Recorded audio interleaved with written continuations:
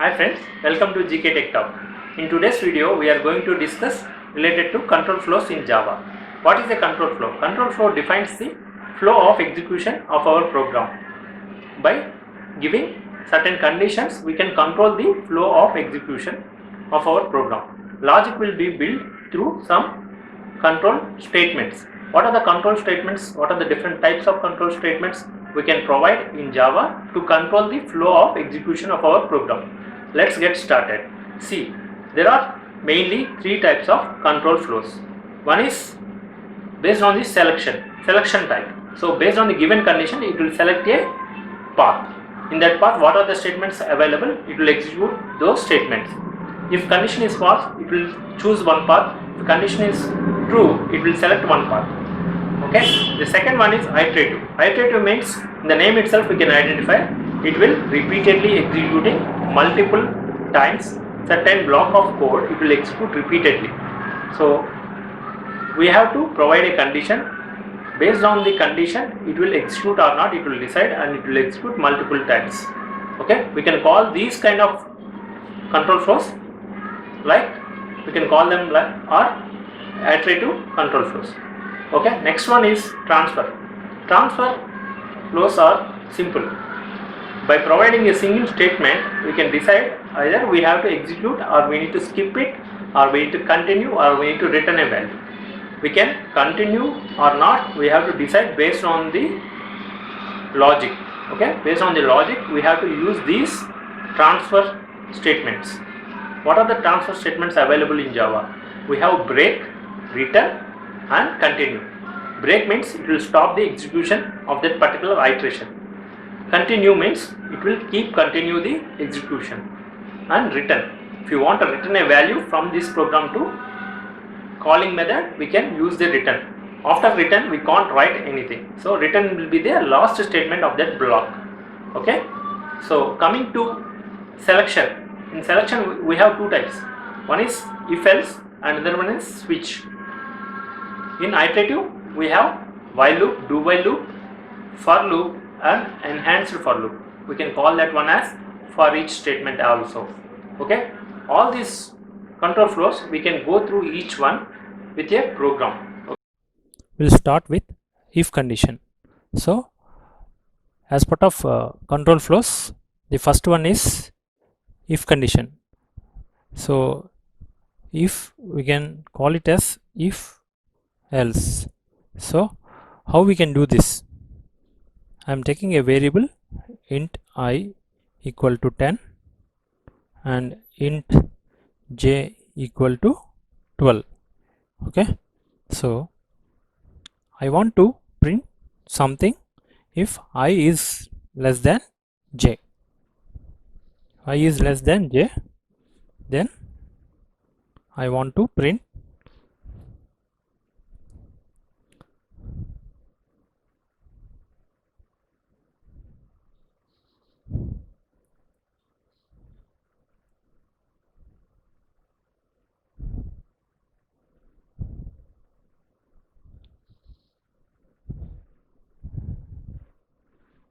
here.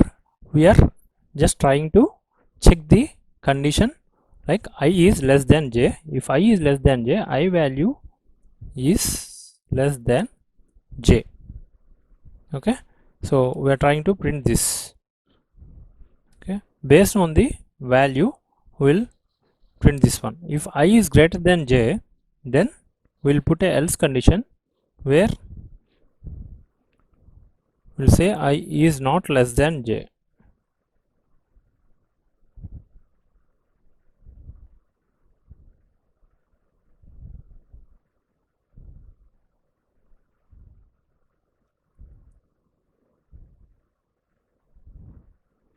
Okay, now we run this program.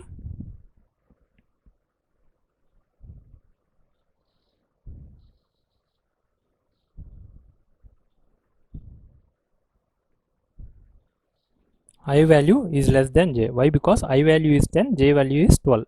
Now I will make I value as 13. Now it will execute the else block. Why? Because if condition fails, So that's why it will come to else block. If there is no if condition, there will be no else block.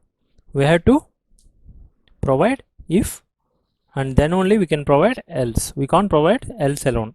So if condition starts with a brace and it has to end with a brace.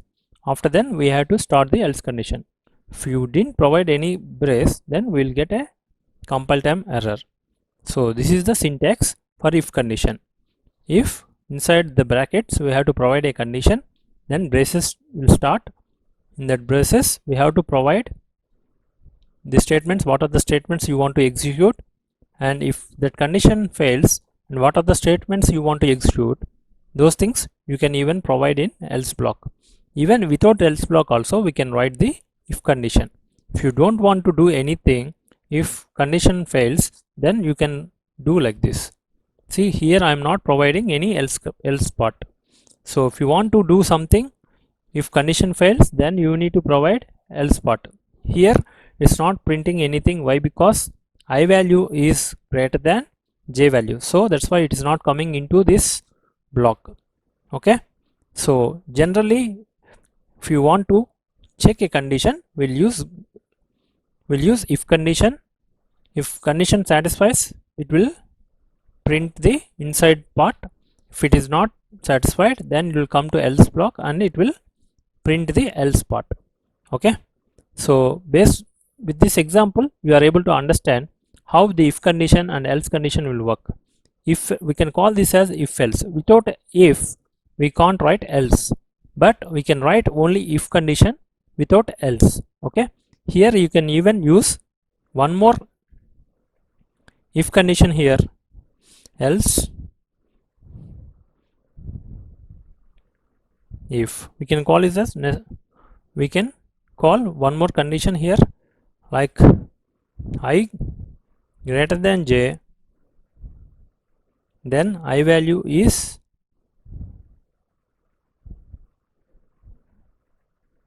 greater than j.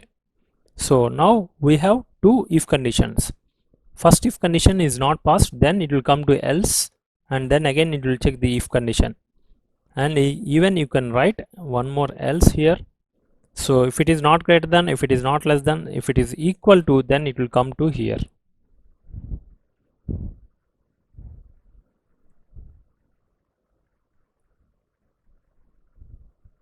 Equal to j.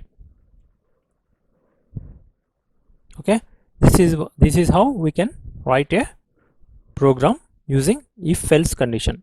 We can write even nested if, like inside also we can provide one more if condition. It's not a problem.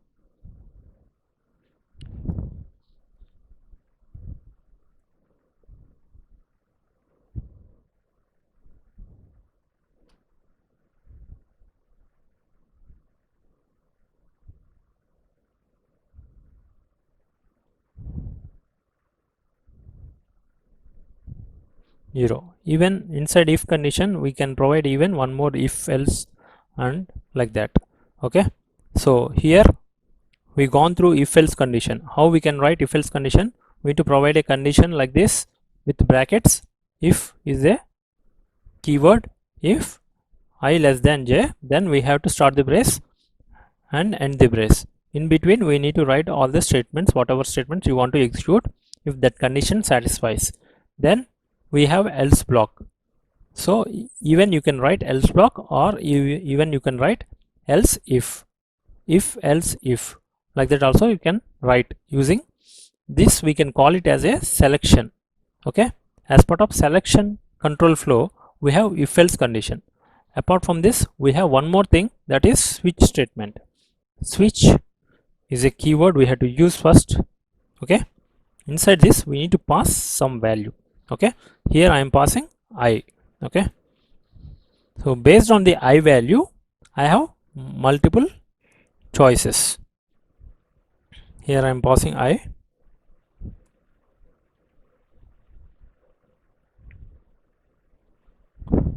I passed I. Then inside we will have cases. Case 10,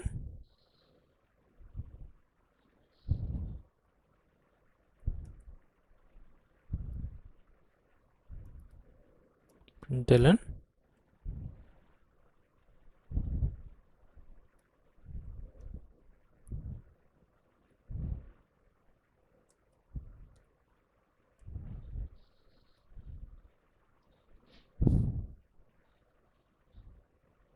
and I'm going to give break statement for each and every case. Okay, and there should be a default case as well.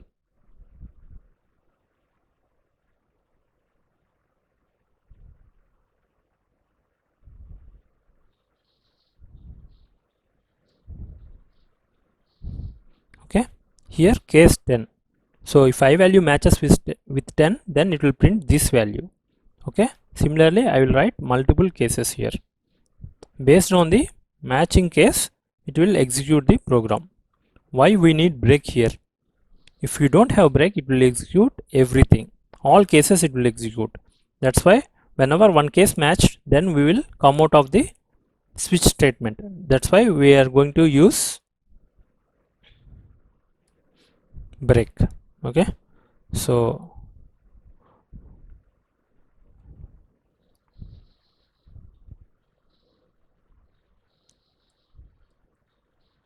like this we can write multiple case statements.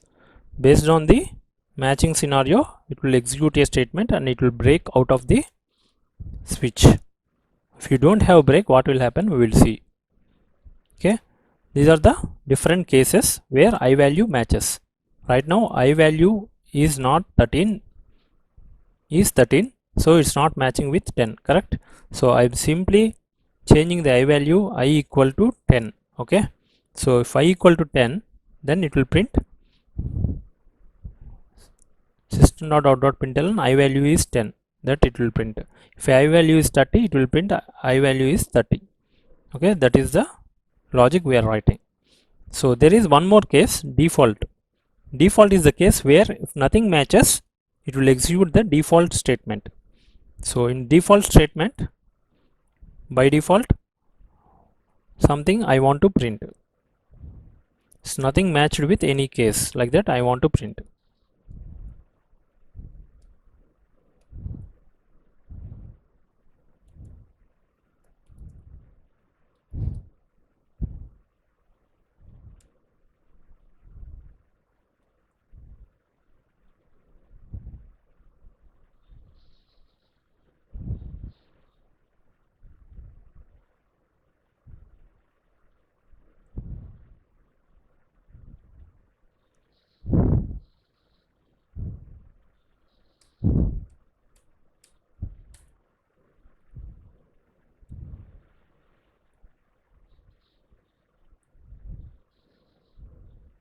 Previously spelling given wrongly, that's why it is giving error.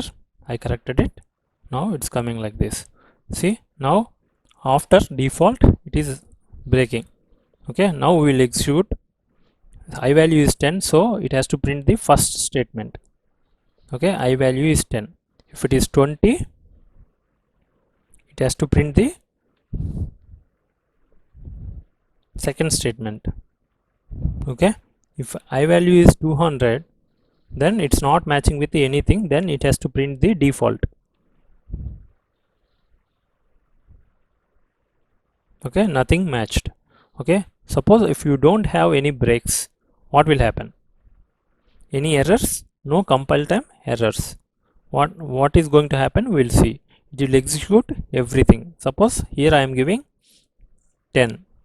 Okay, now it has to execute this part alone, but because we removed break, right, so it won't break from the switch statement. It will continue to execute everything. Then it is printing I value is 20, 30, nothing matched also. Okay, that is why we have to give break for each and every statement. Okay, so that's why break is required. Break is a statement where we can use for breaking a loop or breaking a block. Okay, so break will come as part of transfer control flows. Okay, I hope this will be clear. So if you don't have a default one, what will happen? If nothing match, then it won't print anything. So even don't know what one is. See, no case matched, then it's not printing anything, correct? But default one should be required, so then only we will know it's not matching with anything. Okay, if you don't have any cases inside a switch, then you won't get any error. Okay, but if you have a case and if you are not doing anything,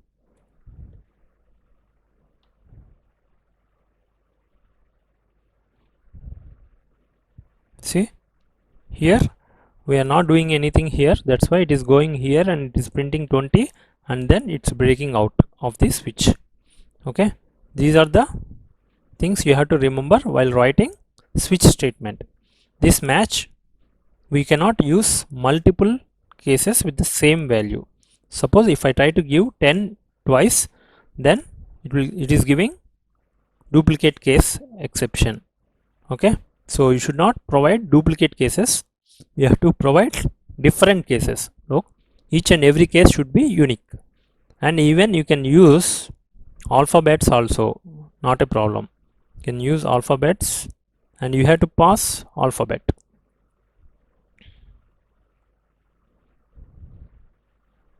So now I am passing C.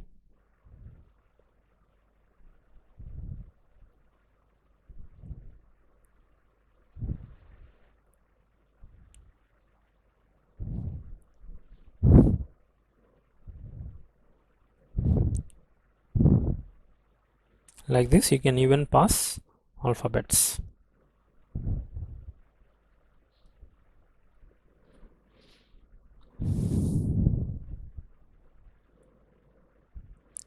See, if it matches with A, it has to print the first statement.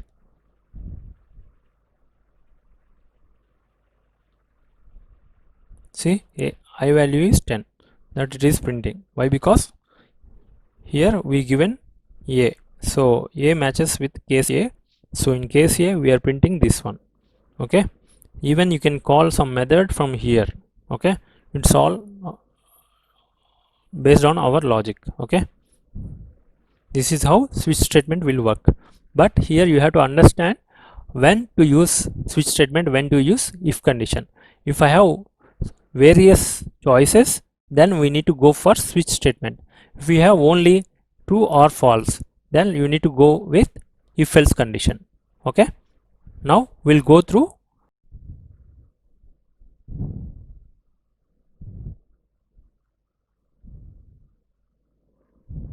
Okay, now we look into iterative control flows. What are the different kinds of iterative control flows? We have while loop, do while loop, for loop, and for each. Okay, first we'll start with while loop. How to write a while loop?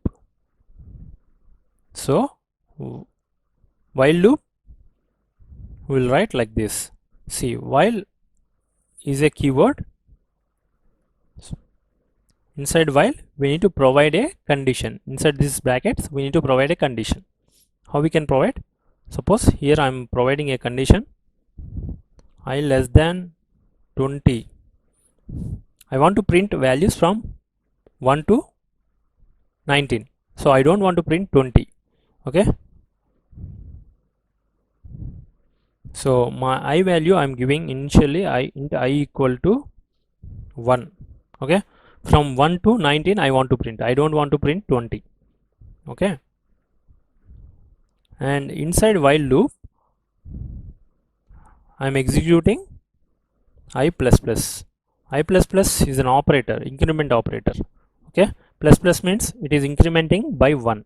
So every time whenever it comes into this loop, it is we are incrementing the I value. Okay, and same time I want to print the I value.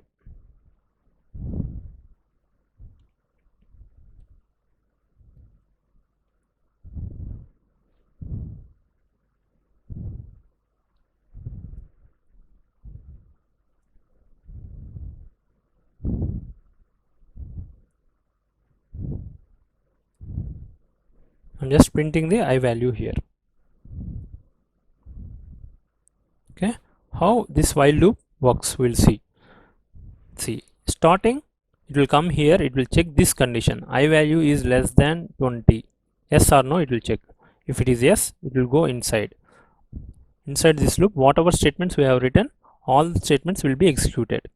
Okay, again it will come here, it will check until this condition fails. It will keep running all these statements again and again. That's why I am incrementing the I value every time. So at certain point of time, I value will be not less than 20. So I value will become 20, right? That time I value is not less than 20.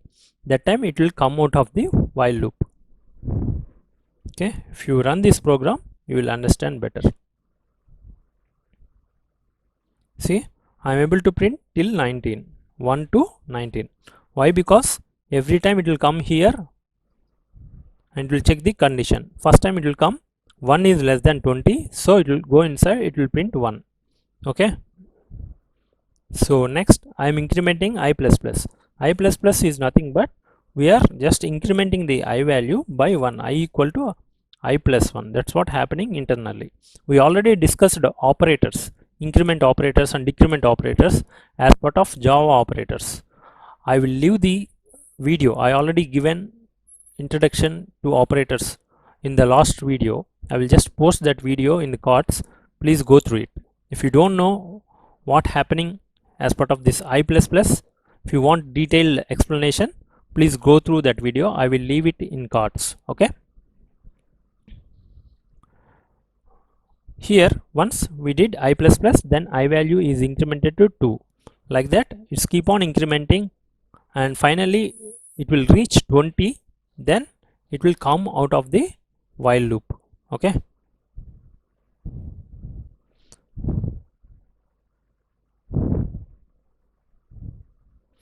after while loop ends, if you print the I value, we'll see what is the I value after completing while loop. Okay, see, after completing I value is 20, right? So this is where we can iteratively executing the set10 code. So my code executed almost 19 times. If you want to execute 20 times, then you need to increase this value so that it will increase up to 20 times. Okay, sometimes what you will do is if you paste 0 here, then it will print from 0. Okay, it will print from 0. So if you place 1, it will print from 1. Okay, it depends on your logic, how you want to write. Okay, this is where while loop will work.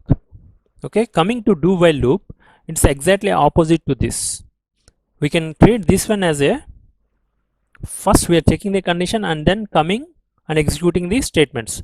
But in do while loop, first you will execute irrespective of any condition and then you will check the condition. If condition is successful, again you will go and execute. Okay, this is exactly little bit difference, like we are changing the way of execution in do while loop. So now we are going to write do while loop with the same concept.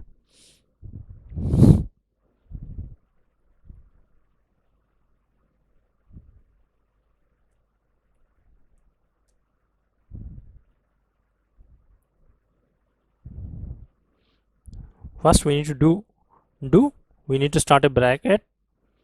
Inside braces we need to write all the statements, whatever statements you want to execute, and finally in while you need to provide a condition.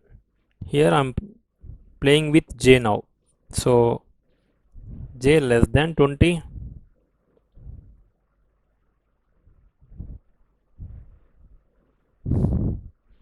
Here I'm taking int j equal to 1. So here also I'm using similar pattern. Only thing is here we need to use semicolon. After the while condition, here you need to provide a semicolon. Okay, if you didn't provide a semicolon, it will give error. Okay, so that's why you have to provide a semicolon. So it will come inside and it will print the j value. So I am printing the j value. So it's a do while loop. just giving do while, and here I need to increment j. Why? Because I am doing the condition with j. Otherwise, if you forget to do that, then j value is always less than 20. It will go to infinite loop. It won't stop. It will continuously printing j value. So it will continuously print j equal to 1. Okay, that's why we have to be careful while doing the programs, with loops. So you need to provide particular condition where it can stop at certain point of time. Otherwise it will go into infinite loop. It won't stop at all. Now I am running. So we'll see now while loop and do while loop both will execute at the same time. Now see, do while loop also it printed up to 19. Okay, so after printing again, after end of do while, we are going to see what is the j value.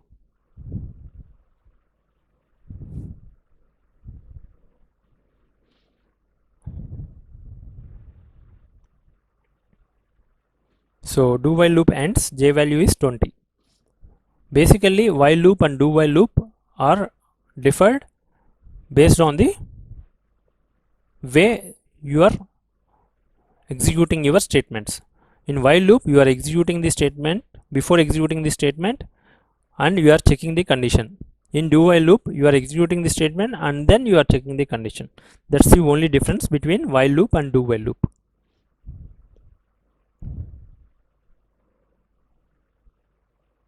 Okay, now we will see for loop, how to write a for loop. For int k equal to 0, here I am taking k equal to 1, I am taking k less than 20. Here little bit tricky compared to while loop and do while loop. For loop is little bit different. K less than 20, k plus plus. So here whatever is there inside this loop, this in between the braces, it will execute that many times. Like here we provided a condition, here we are incrementing the value. So whatever we are doing here, now here we are doing. Okay, how the control flow will works here, we have to understand. So initially it will come int k equal to 1, it will assign 1 and then it will check the condition. If condition is successful, it will execute statements and then it will go and increment. Okay, so I'm just printing k value here.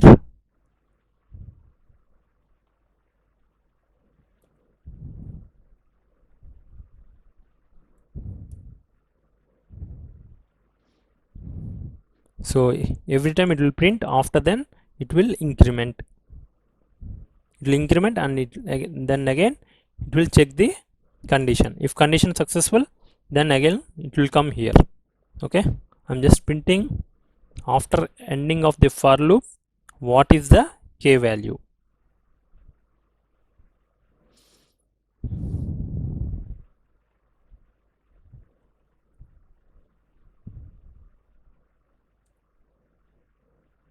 So we'll declare outside the loop.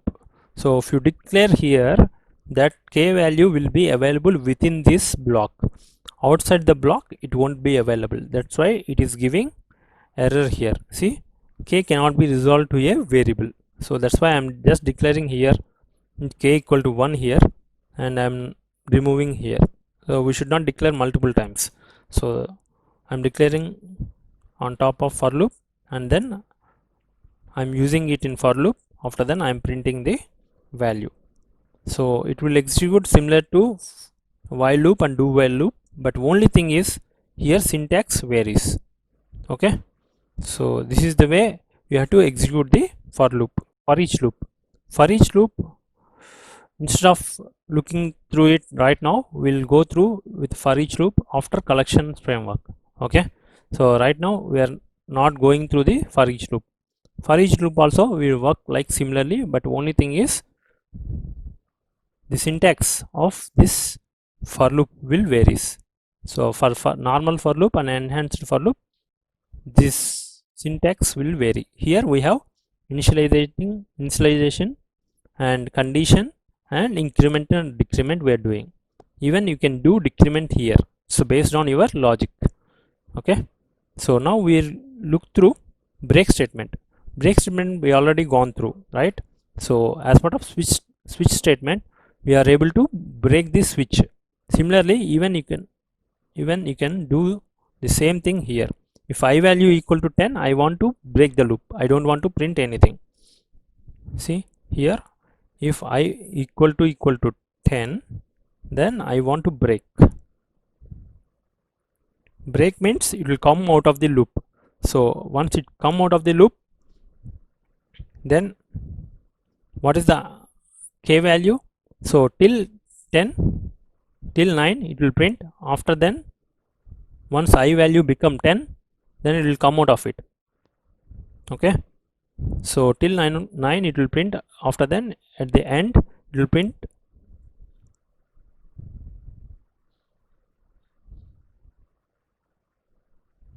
sorry, here we need to provide k, not I, then it will work.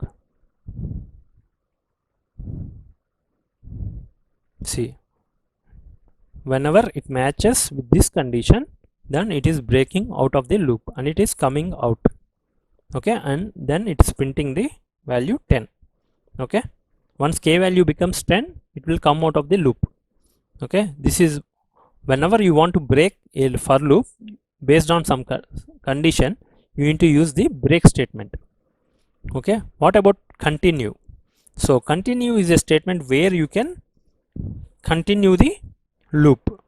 You can skip the next part and you can continue basically. So as part of break, you just put continue and let's see what will happen. So now it won't break at 10, it will continue, but it will skip this part.